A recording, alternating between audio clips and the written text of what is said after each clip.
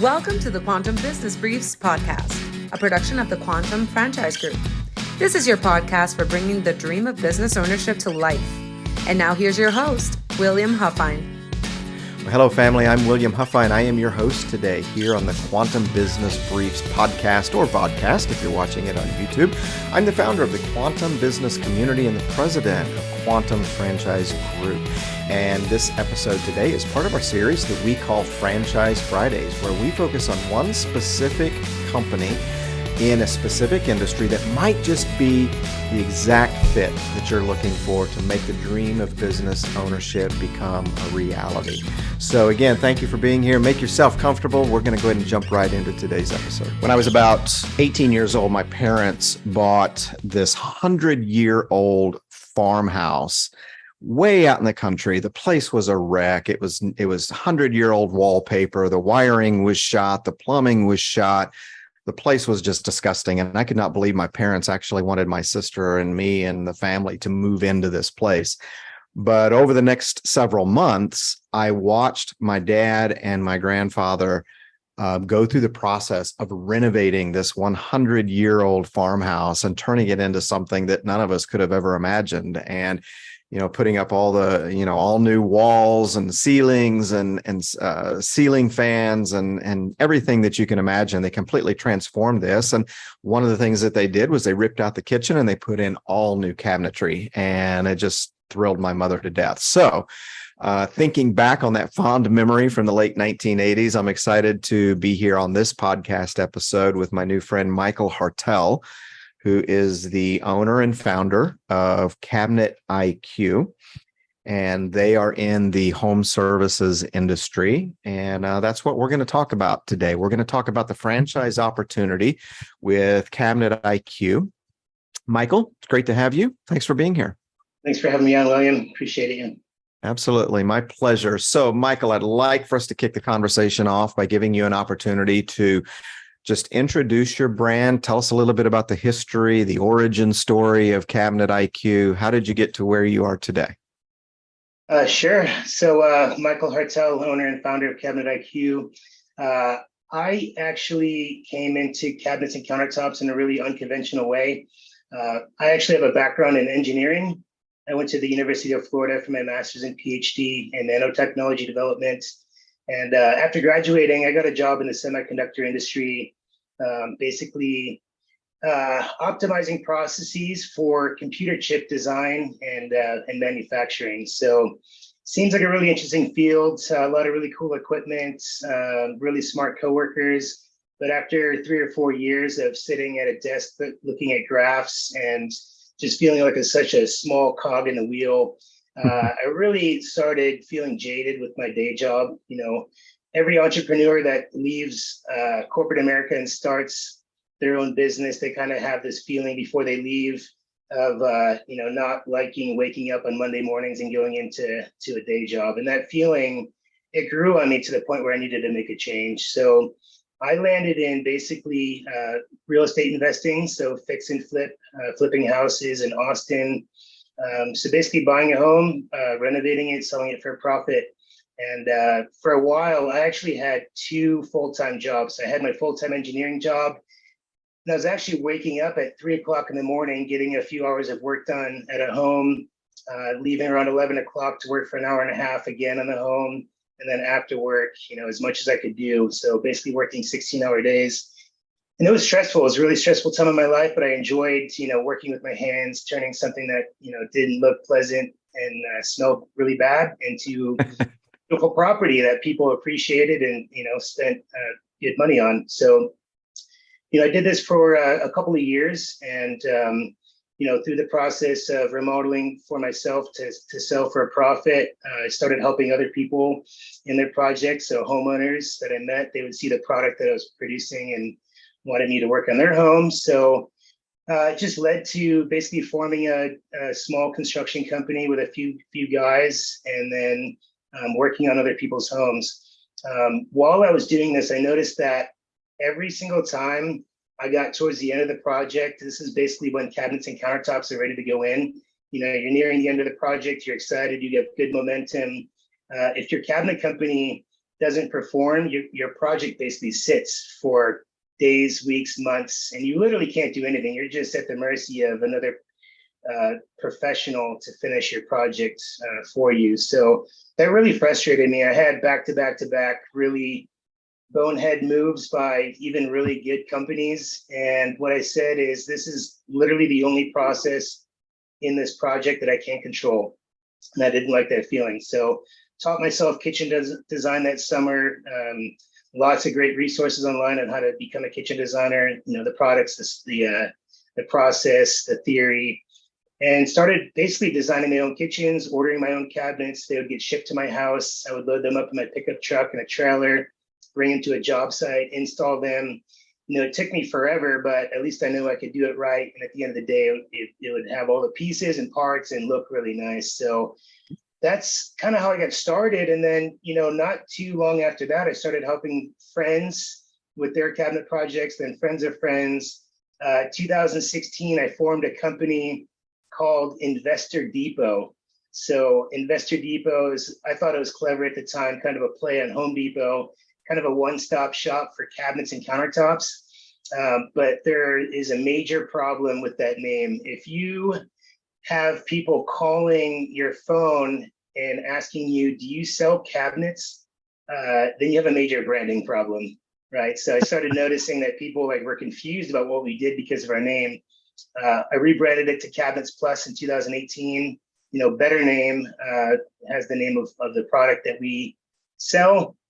And from there, when we decided to franchise, that was too generic of a name. So we switched to Cabinet IQ, which is the final landing place. It really represents our brand and the way that we are as an organization. So really happy to land on Cabinet IQ. So fast forward to 2022, we really had a decision to make.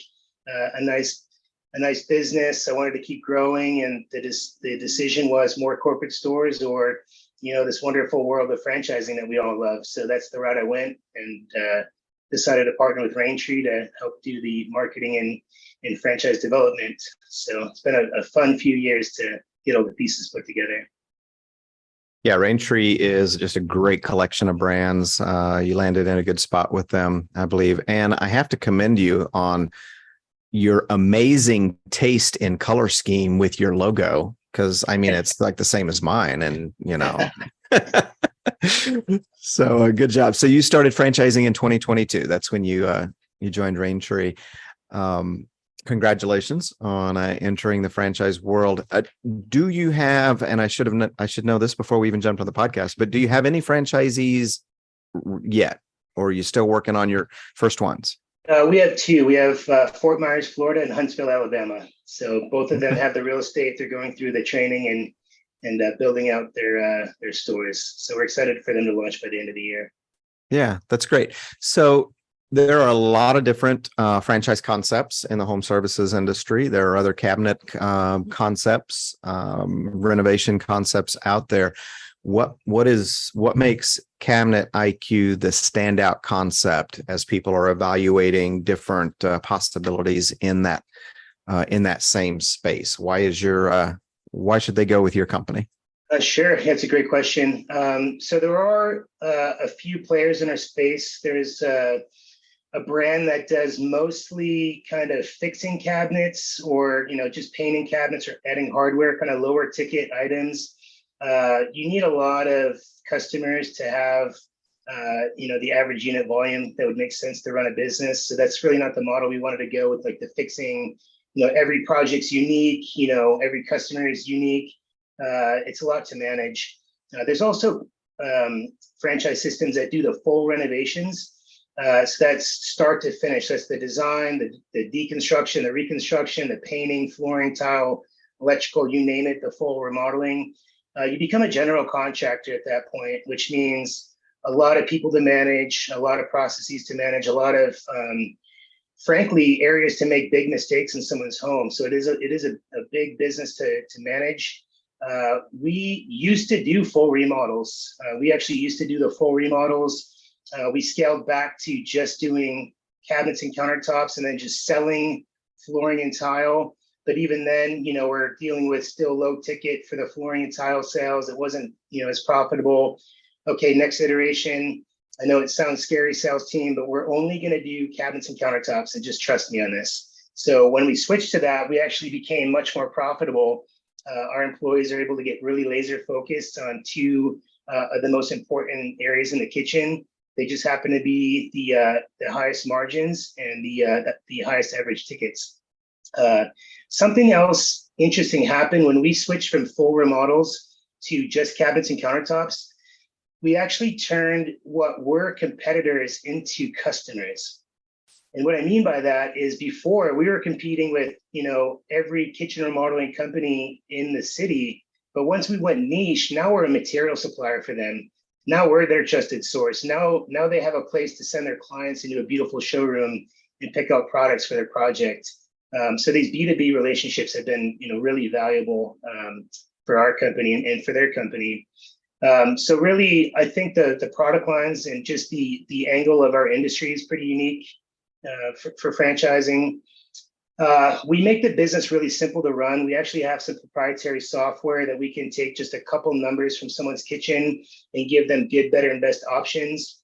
When I started this business, I found people they didn't know anything about the industry when they're going to remodel, right? This is typical, and it's actually shown the average number of kitchen remodels that a homeowner does in their lifetime is 1.2. That's a national average, right? Which is interesting to think about. That means that this is the majority of people's first time doing it. They're overwhelmed. There's too much going on. They honestly don't know if it's $10,000 or $100,000. Like, we have people ask us that. So we've developed a really interesting system of giving them good, better, and best options, and then budgets within 5 minutes of talking to them. So that just keeps everyone aligned, right? We don't want to go to someone's house, measure something, design this beautiful piece of work, and then tell them that it's $80,000, and then they didn't want to tell us our budget. But then when the money comes up, then it's, oh, I read online I can do it for $15,000, and then you just literally wasted everyone's time. So I think from the start of meeting a client all the way through receiving 5-star reviews, we really excel in that process. Something else that we do is we have it for the franchisee. We actually have an outsourced design department. So this means you can upload construction documents, pick from our lines of different cabinet lines that we sell. And then within 24 or 48 hours, the client's getting 3D renderings. They're getting the quote back. We're giving people drawings and quotes before the other cabinet companies are even picking up their phone. So Like in any business, speed to lead wins. And when you're in front of someone that fast and you show that you're on top of things, then you're the person that they trust moving forward. So I think those are the two big ones. The last one that I'll bring up, and I can go on for this for an hour, but I know we're a bit limited on time. It's one of my favorite things to talk about. We actually have our own manufacturing lineup. We actually have our own manufacturing line. So we're able to have manufacturer direct pricing for our franchisees. It's way higher margins than what people are using to resell to their clients with other franchise systems. So just from an exclusivity standpoint, we have some pretty impactful products that are changing the game for our clients. So those are really the major ones that I wanted to touch on. No, it's a great story. Thank you for sharing. We're going to switch gears here and talk about one of the, there's always this very typical set of questions that a potential franchisee has when we're discussing any brand, any kind of franchise system. One of the top questions is always about money, and there's two sides of the financial coin with a franchise system. There is the investment, which we'll talk about in a little bit, but then everybody wants to know, what's the income potential here? I'm not going to work for free, so tell me how successful I can be. So in a moment, we're going to talk about something that's called the item 19.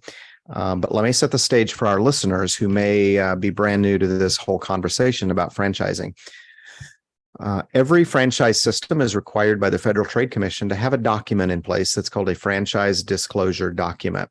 And when a potential franchisee begins exploring a brand and thinking about becoming a franchise owner with that system, they're provided with that franchise disclosure document.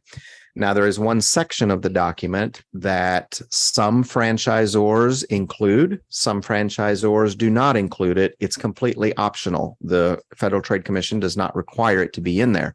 And it's called the Item 19. And this is the part of the FDD, or the franchise disclosure document, that shows you some actual financial performance figures from franchise owners in the system. Now, I also want to preface what we're going to talk about here in a moment by saying the Federal Trade Commission prohibits franchisors and franchise consultants like myself from making any kind of financial promises, projections, guarantees, estimates on performance. We are just prohibited by law from doing that. But even if we were not prohibited by law, it's extremely difficult for any franchisor or any franchise consultant to tell you what your financial performance is going to look like, because so much of your financial performance comes from you. It comes from what you bring to the business. We don't know what kind of focus and energy and business acumen that you're actually going to execute once you become an owner. We don't know what kind of expense management discipline you're going to exercise. So, you are in control to a great extent of your financial performance as a franchise owner. That said, we do have some actual numbers that we are permitted to share with you, and that is what's included in the Item 19. So I'm going to invite Michael to talk a little bit about the financial performance numbers in their Item 19. Yeah, thank you. I think with any business, it's really important to understand the numbers before you're getting into them. So we're really happy to have a full P&L in our Item 19. So starting really top line, we have two stores that were in our Item 19 for 2022. So the average unit volume was right around 2.4 million. So pretty high AUV for our type of industry, for a home service business. Our average gross profit was 1.1 million. So that's really, around a 47% gross margin. It's pretty stellar for our particular industry. If anyone wants to go and look at the full performance down to the dollar of what someone can make, that's in our Item 19. So I encourage them to go look to see what the rest of the costs are. You do have rent and utilities and things like that, payroll. So our Item 19 shows everything that someone needs to know to make an educated decision for their business. So I encourage them to take a look at our FDD. Yeah, that's great. Those are really good numbers. Those are impressive. I was happy to see that in our little review before we hopped on the call here. And also what you will find in the franchise disclosure document, if you move to the step in the process where you receive that, is another section that's called the Item 7.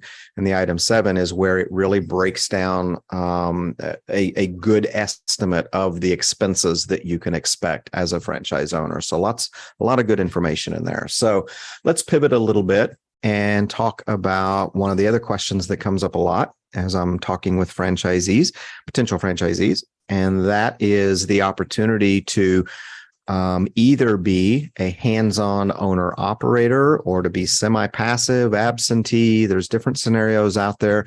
Talk with me a little bit about the expectations with your system. Sure. I think any franchisor would rather have owner-operator. If we're honest with each other, I think anyone that's fully involved in their own business, no matter what business you're in, you're going to have a better chance of success. So we do have owner operators coming in. Those are our first 2 or 3 franchisees that are coming in are going to be fully owner operator. But really our model is set up for kind of a semi absentee model.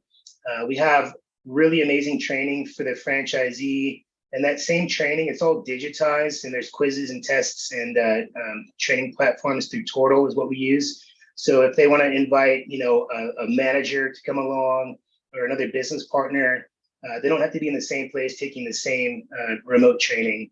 So basically, the business is set up to be at some point semi-absentee. So, for me, these 2 stores are running themselves. I'm in it to, sit in certain meetings, review certain reports, look at the financial and look at the financial health of the company through reporting as opposed to day-to-day managing. But really, starting out, someone can either be in a design and sales position or in operations. You really only need 2 people to run this company from day one. So if you can find those 2 people and just manage them, then yeah, you can be successful. But we ask that they do go through the full training. They go through the full onboarding. They come to Austin for the on-site training. We ask that they fully participate at least for some time before they, start letting someone else run their own business. Yeah, good. Talk with us a little bit if you can. Walk us through a typical day in the life of a Cabinet IQ franchise owner. Yeah, sure. It really depends, again, on what role you pick. I'll start with the design and sales person. So we do a really good job of lead generation for the franchisees. And this is something that they're also going to be participating in. So really is meeting clients in the showroom to understand the scope of their project and make recommendations on materials. We actually have a $250 design fee before we go to anyone's house. This is a relatively small financial commitment for a large project, but I think mentally a homeowner commits to a company by paying something. Sure. So after that $250 design fee is paid, we go to their house, we measure their space, we talk to them about how they use their kitchen, we go through the full kitchen design experience with them. They use their computers to design kitchens. So we have a 3D software program that gives people visuals of what they're going to get. They quote through a really, really well built out CRM that we use. That's the lead generation, the proposals, the payments, the pipeline for operations is all in one big platform. It's I think it's top of the line for what we have. So they're basically going through that process with a client. It's a design and sales process. So they're meeting, interior designers, contractors, helping out with decisions for their clients. So it's honestly a way, when I got into this space, I'm not really the most artistic, creative person in a sense. I'm an engineer, right? I think that tells a lot of people about what an engineer's like. But for me, this was a really cool way to be artistic and expressive and do some really cool stuff without really being, without having to pick up a paintbrush or do stuff. So now we're using technology and like beautiful products from top of the line vendors to create awesome spaces. So it's a really fun, creative environment to help a client through a really major decision in their life. So that's really on the sales. Operations is really just touching base with a client, keeping subcontractors aware of what's going on. It's a lot of the scheduling pieces. We have a platform that does all the scheduling and notifications to everyone. It's very well built out. So just managing that process, checking on the work, checking in with customers. Mrs. Smith, I just got the paperwork back today that, you love the work. I just wanted to call you as well and say thank you for your business. And, is there anything else I can do for you? Nope, you guys are fantastic. Okay, great. I'm going to shoot you this link for a 5-star review. It really helps our company. And we really, really appreciate your business and hope you enjoy your kitchen for years to come. So those are just the types of conversations and operations that they have to make everyone happy and to keep everything nice and well oiled. Yeah. I get asked this question a lot, or a lot of potential franchisees will make this comment to me as we're talking about different franchise concepts. And we'll just use yours for an example here. I may be speaking with a candidate and presenting your brand, and that candidate may say, well, Bill, I don't know the first thing about cabinetry. I do not know the first thing about renovating a house. How am I an ideal candidate for this role? And I have to explain this to these candidates that franchise systems aren't necessarily looking for the guy or the gal who knows how to design a cabinet or install a cabinet.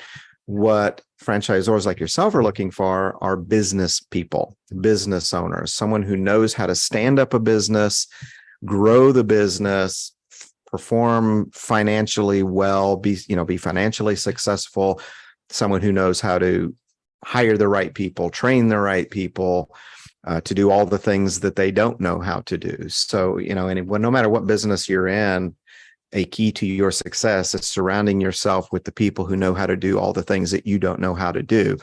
And as a franchise owner, you're the center of that circle. You're the leader. You're the point person who's working on building a successful business, while all of the people who have the skills help you do that. So, talking about Cabinet IQ here, who would you say is your ideal candidate? Who do you want me to start sending to you tomorrow after they listen to this episode? Yeah, that's an awesome question, and that's a big part of connecting potential business owners with brands, right? Is that mutual fit? Like what makes a good fit? I think for us, it's really about finding someone that's passionate about helping people, right? You're solving a major problem for them, and they trust you. You can't fake caring. I don't care who you are and how good you are at lying, but you can't fake caring. In this business, you really have to be considerate for people's spaces. You have to be understanding of the process that they're going through for the first time. So someone that really cares about people, that's like the biggest one for us. You mentioned do I need remodeling experience?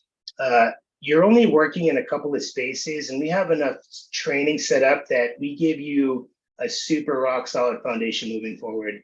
In fact, when we have another podcast episode in a few years together, and we have dozens of locations open, I'll have more data to talk about this. But my gut feeling tells me the person that follows the process to the T and doesn't miss a single step, and respects the process, understands why we've done this, the same way for 7 years, and keep building on our processes. Someone that follows that to a T, I think they're going to be more successful than someone that comes in with the experience, with the bad habits, with the, oh, I know how to do that, or we don't need to do that part. It'll lead to issues. It could lead to issues if you don't follow and respect the brand's, guidelines, their process. And that's not just in kitchen remodeling. That's in, any sort of business at all.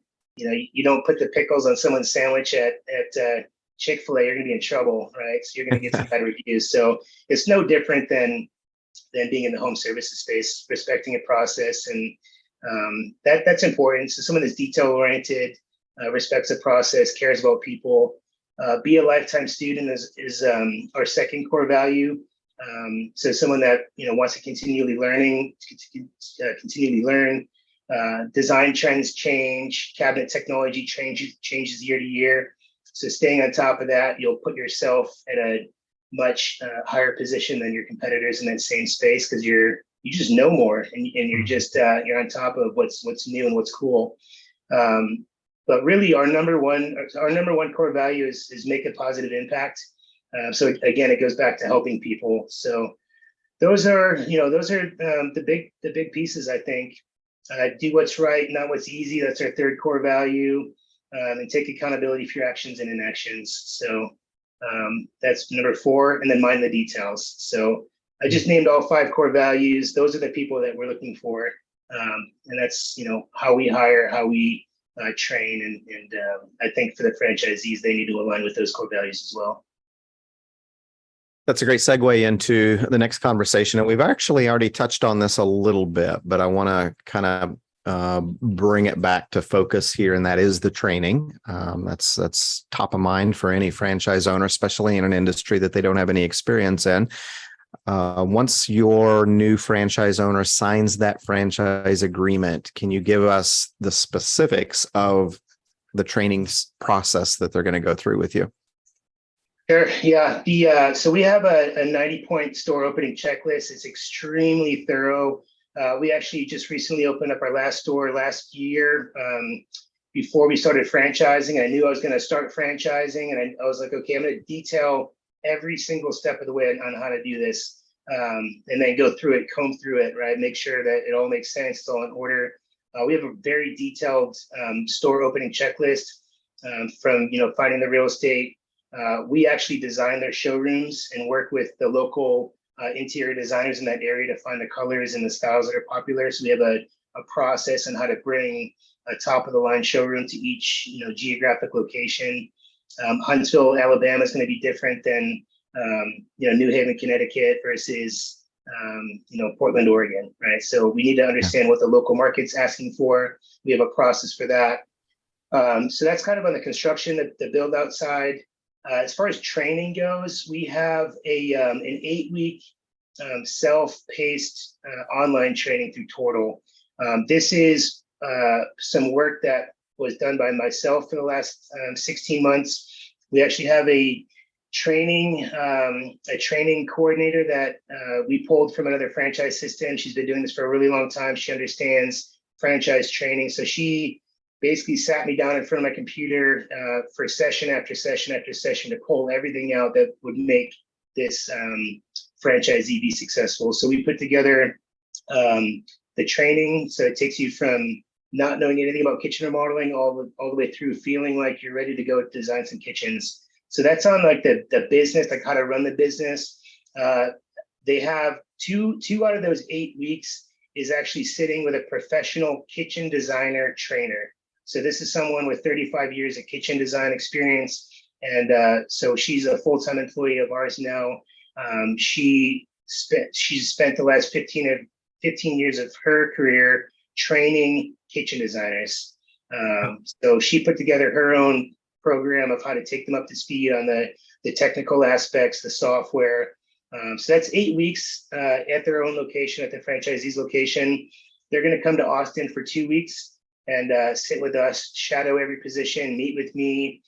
Depending on the role that they're going to be in, it might be a little bit more focused on, more sales versus ops, or, if it is that semi-absentee or semi-passive owner, then they're probably going to spend a lot more time with me watching what I do and how I manage the business. So really it's going to be customized in Austin around what they need. And then we'll be with them at their store opening location for a week ahead of the grand opening to help them throw just a banger of a party, get tons of people in the door, get everything excited, get everyone in the community excited, and spend, the last week before they open their doors just polishing everything up for them. That's a very comprehensive training program. I'm impressed. Sometimes I have these conversations and the training isn't, quite as robust as yours. So it sounds like you take very, very good care of your folks to make sure that they get off to the best possible start. Another question that I get asked a lot is, William, why don't I just go out and start my own cabinet company? Why do I have to buy a franchise? Why should I invest in a franchise? And I always have to explain to them that, you could certainly go out and start your own company from scratch. I mean, people do it every day. Michael, you did it, and you were very successful with it. But when you are opening a business completely on your own, you are truly on your own. I mean, you've got to figure everything out from the moment you crawl out of bed in the morning to the moment you drag yourself into bed at night. You're trying to figure out how to put all the pieces together to make this business really take off and be successful. And I explain to folks that buying a franchise, investing in a franchise is like being handed a business in a box. And it's a really nice box with a really pretty bow on it. And I think you've done a great job throughout this conversation of helping people understand everything that is in that box that they're going to get from you: the training, the support, the systems, the design systems, the lead generation, all of those things. So, congratulations on putting together a great package for your franchise owners. I want to wrap up the conversation by going back to the topic of money. So we're gonna close this out by talking about the investment. And before we dive into your numbers, again, I want to just offer a teaching moment here for folks who are new to franchising. As you look at various franchise systems across all different industries, you're typically going to see what's called an investment range, from a low number to a high number.